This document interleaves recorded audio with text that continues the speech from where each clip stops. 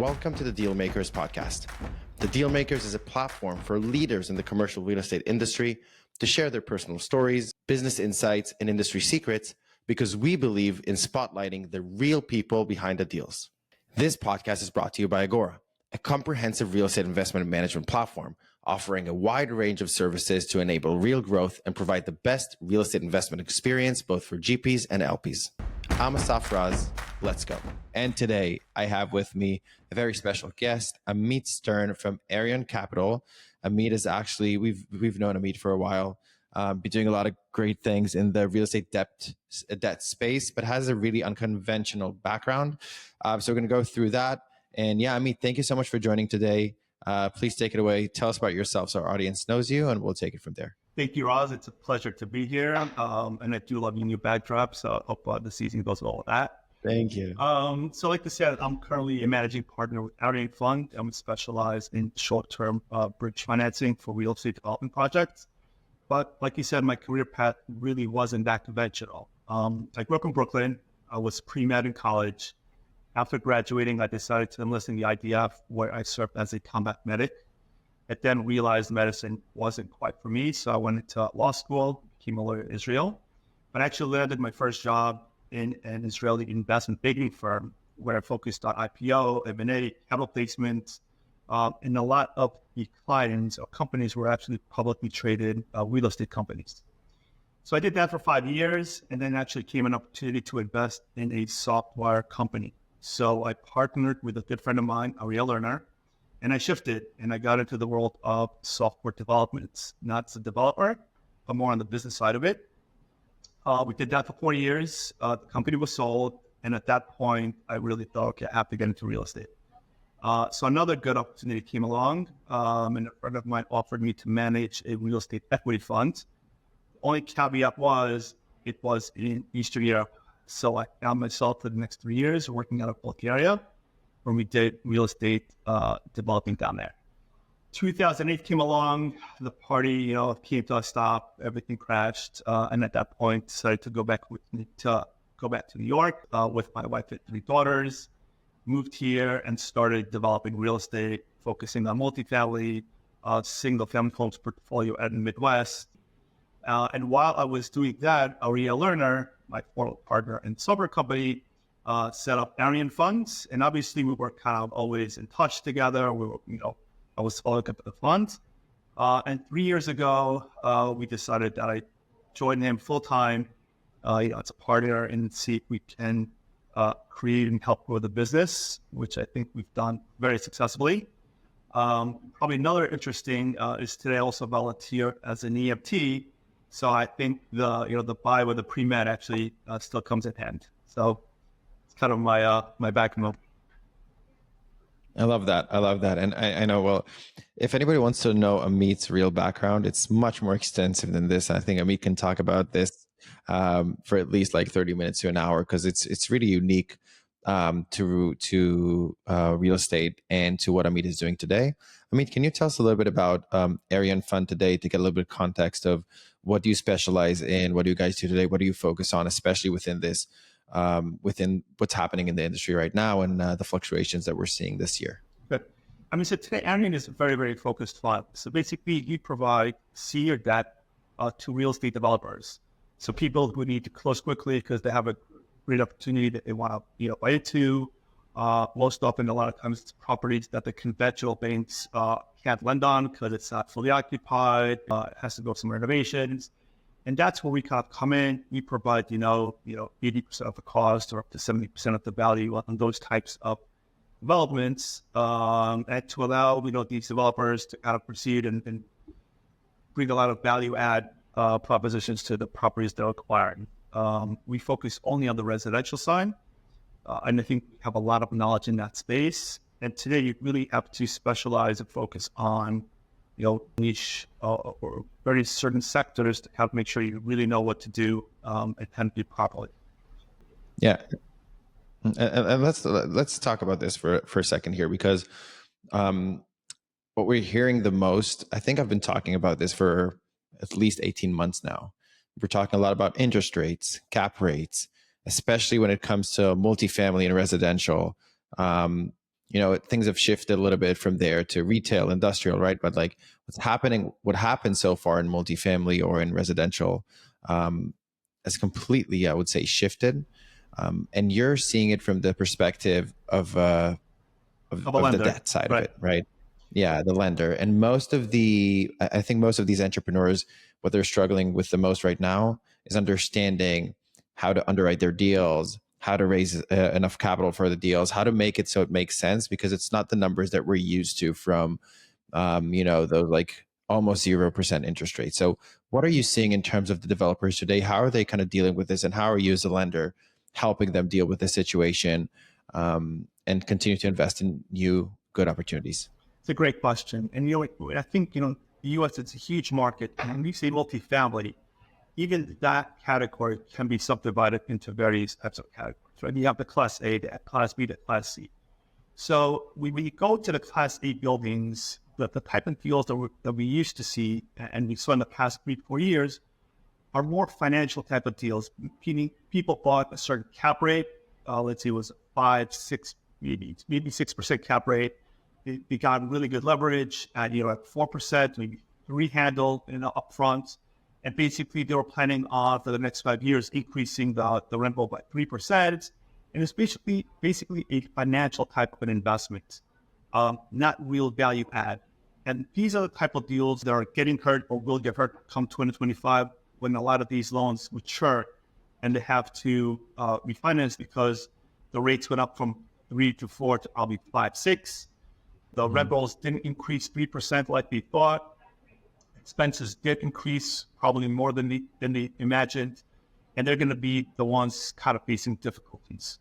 Compared to multifamily projects that maybe are in the B class where people bought into it because they have some renovations and a real value add, where it wasn't just financials, I think they will probably make less money, but they will still be above water at the end of the day. So I think even within the multifamily, we're going to be seeing two types of properties and how, the challenges they're going to face. Given the fact that most investors come to us not for a 30-year loan or a 5-year loan, but more of a very short-term bridge to rehab, to renovate, I think most of our loans fall under the latter type where there's a lot of value add component to it. So we're seeing less of an issue on the refinance when it comes because they had enough of a cushion in there. Not to say they're not, facing more issues and difficulties because the bank themselves are making it harder and harder to lend money on certain properties. So they're definitely challenging, but I think at the end of the day, a short-term portfolio gets turned over relatively quickly, and we're seeing payoffs and we're seeing new loans come in. And as they do, we're definitely underwriting it to a more conservative approach. So even like a year and a half ago, we were underwriting deals at 7% takeout. So we had that cushion built in there as well. And that's I think that's, again, this is interesting to make this differentiation because we see this in office as well. There's a lot of buzz around what's happening in office right now and that it's going nowhere, but then you have to differentiate between Class A and Class B ones. We can definitely see that Class A offices are almost 100% occupied or 100% occupied. So it really, yes, it depends on the asset type. I think that from what you've been telling me, one of the things that for me are most interesting is let's say 2 years or 3 years prior to this date, right? How much percentage of the deals that were underwritten were actually invested into, or the developer decided to go into it versus today? Because I know today, like people, it's a lot more it's a lot more strict. People make less decisions, and we can see that by the deal volume decreasing. Well, now we're seeing a little bit of an uptake, but generally speaking, we saw a very long run of decrease in deal volume. So what do you think would be like the difference of percentages? Let's say I'm a developer, I'm looking into 10 deals.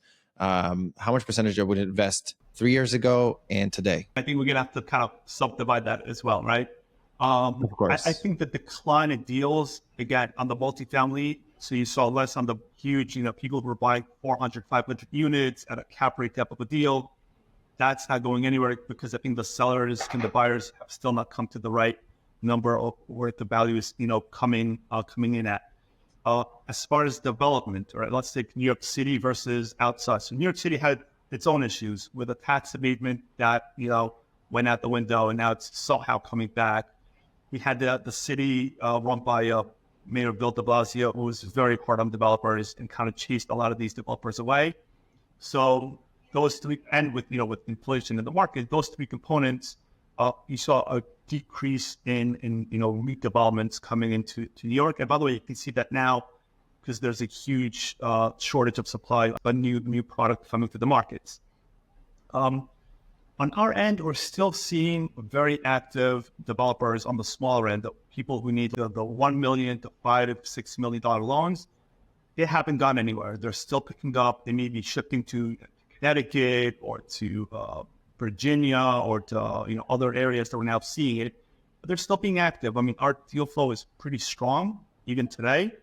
And I think, again, it gets offset because they have less sources of capital to go as they did 3 years ago. So I think on our end, it kind of offsets it. So we're looking into that crystal ball, trying to understand what are some of these trends that are going to be shaping the real estate market for the rest of this year. Honestly, this year is pretty much over, but throughout this year and into 2025, what are some things that you're seeing that are kind of reshape the industry in terms of the trends that are happening right now, especially in your areas of expertise? So it's like multi and residential. Right.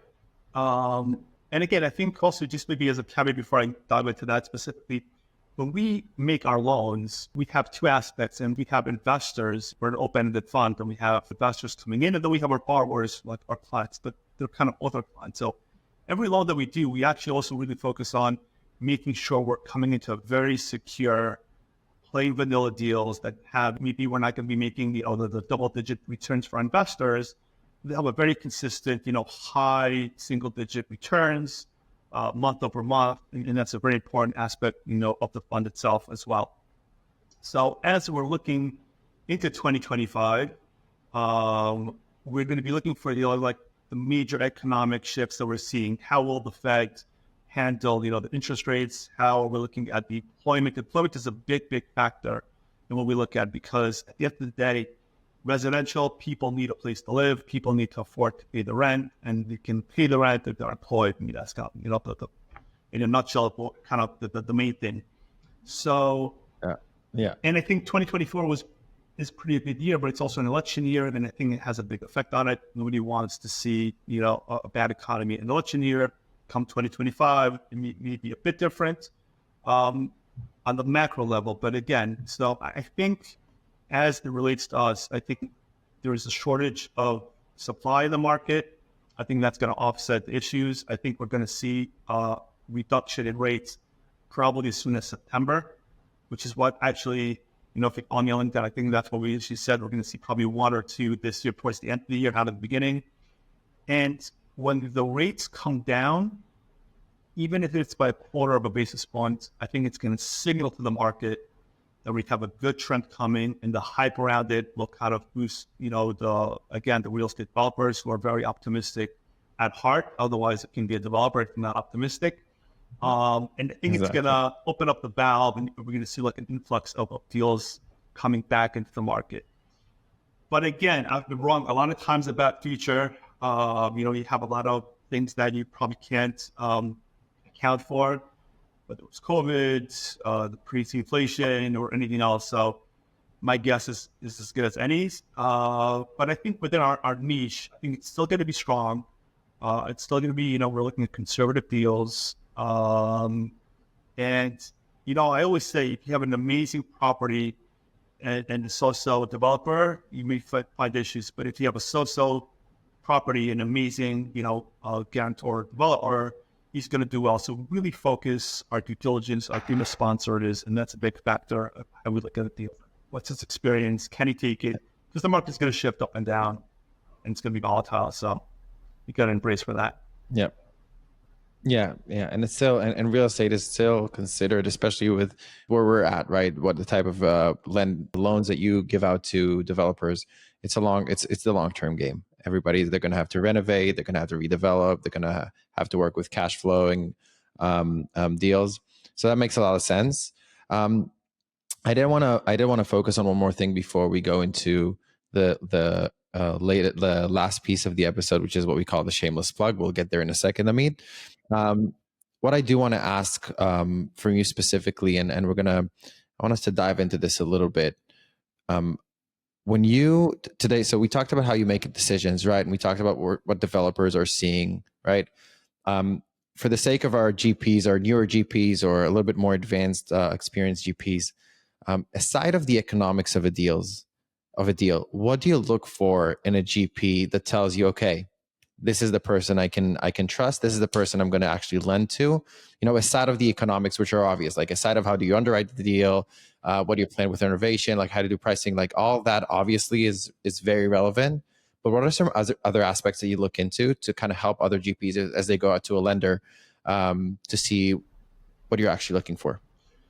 So I think the number one is professionalism, right? And experience. So a track record goes a long way. If he was able to do 3 or 4 projects within that state type of area or sector, and he was successful, then he's pretty much going to be probably successful in this venture. So definitely, number one is looking at his experience. Number 2 is professionalism. The way we collect, he has to send us a lot of data and information so we can underwrite the loan. We found it to be very true. If we get a really detailed, data or documentation organized, properly done well, most often than not, you're looking at a very experienced, developer who knows what he's doing. So for developers, you want to take it more seriously and giving, a bigger leeway. If you come in fully organized, with everything is documented, there are no mistakes, it goes a long way. A lot of times we're getting rent rolls and then we get the leases and it don't match up. Things that pick up that red light, that's not a good thing for lenders to see. They want to see that you're top of your game, you know what you're doing. Love that. Stay organized, put everything in place at the right time, right? So everything kind of makes sense with each. I feel like that's basic. That's the basis of very basic, either. Right? Yeah, it's like the base. But it's the basics that people sometimes forget. It's the basic stuff that people sometimes forget. So it's really cool to hear that from you directly from Here's another one for you. lenders. Here's another one for you. Response, right? Somebody calls you or emails you, just respond. If you don't have the answers, it's fine to say, listen, I don't have it, I'll get back to you. But ghosting or anything else doesn't go a long way. We rather have total communication, even after the loan was made, right? If you have issues, and you always have issues, you have to see a development project that was perfectly on time and running, let the lender know, right? Call him up. He knows it. We've been in the business. I've been a developer myself for over a decade. I know, things that can go wrong. Give us a call. Listen, this is the issue. I need this. I need that. We're definitely going to be the ones working with you along those lines. But just don't ghost. Yep. Have you done any? This is actually interesting. I do want to touch upon that point for a second there. So, did you in the past year had to work with a developer to think about ways that, like, if they were struggling, and you had to think about ways to work together to kind of help them stay in the deal and not being forced to sell it out? Like, if you had some of those cases, and if so, an example would be pretty cool for the audience. 100%, yes. I can tell you, like, within the New York, one of the developers had issues with permits and with DOB. We know some people that could help him out. We put them together, put them in touch, definitely helped, expedite issues that he has. Sometimes he needs another 2 weeks to make a payment. So instead of first, like towards the end, obviously if it makes sense, we're going to give him that leeway. But for sure, we have a lot of experience on the multifamily. We also, by the way, invested a lot of money on technologies. Today, Arion has a proprietary software. That's where the software, I guess, kicks in as well. That helps us really underwrite our properties and individuals on a very high level. We spent probably over $1 million on software development with 4 full-time people. So that also helps us kind of pick up on all the issues that we need to pick up on. So we're definitely hands-on. We talk to them. A lot of our loans have draws because they have a construction component. We help with that. What should be done? How can you do better? All that stuff, we're definitely involved with our borrowers, and it goes a long way. I love that. And that piece of technology, I feel like a lot of lenders are going into that right now. So having their own like proprietary data that they collect throughout the years, aggregating it to a single place where you can properly underwrite deals and properly do your research around a specific property or area. I know that AI has been very helpful in that too. There are a lot of softwares out there that do that, and I've heard a lot about these too. So if anybody is listening and wants to hear about how lending is done right, how to underwrite properly, how to use data to do that, Amit is going to be your guy. Amit, in the sake of keeping the episodes in the length that our audience asked for after season 1, so we're keeping in the same length, we're going to go into the last piece of this. And this is what we call the shameless plug. This is where you can shamelessly plug whatever you're doing today, looking for opportunities that you have, or anyone who could reach out to you with specific things that they want. This is where you, as shamelessly as you can, talk about yourself and your business. We got a lot of connections and opportunities generated through this podcast. So we want to continue that trend. So anything that you'd say here would probably reach the audience. So yeah, take it away. Sure. So I think in our business, we have two types of clients. Like we said, we have the borrowers, and these are the developers that we lend money out to. And then on the flip side, we have the investors who kind of invest in the fund and make a nice return. And I think to both of those avenues, I'm shamelessly going to ask, and recruit. So we're definitely looking for good developers who need opportunities. We're also looking for our investors to come into the fund. In the US, we are now on the Fidelity platform as well as on the Schwab. So if people have rail accounts and 401k, they can elect to divert some of those funds into Arion Fund, where they're probably going to get a much better return than other assets within the same, obviously, type of security type of investments. So on both of those avenues, definitely looking for more investors into the fund, looking for great borrowers, and those two components I think will help Arion continue to get to the milestones that it's looking to as we go into 24 and 25. That's amazing, Amit. And thank you for that. Anyone who wants to reach out to Amit, we're going to have everything in the bio, including links to their website, link to Amit's LinkedIn, any other contact information Amit is going to provide. So thank you for that, Amit, for joining us and sharing your valuable insights and experience with us today. It was truly enlightening, and your perspective about real estate industry, specifically about GPs and residential multifamily, and what's happening today and our trends in this space has been extremely helpful. And I think the audience is going to love that. To our listeners, thank you for tuning into another episode of the Dealmakers Podcast. If you enjoyed this episode, be sure to subscribe so you never miss out on our latest conversation with industry leaders. If you have any suggestions or for future guests or topic, or if you'd like to be a guest yourself, please reach out to us via the Agora website at agorareal.com or our social media channels. Stay tuned for more exciting episodes as we continue to explore the stories behind the deals and the people making them happen. I'm Asaf Raz, and we'll see you on the next time in the Dealmakers Podcast. Thank you, Amit. Thank you, Raz.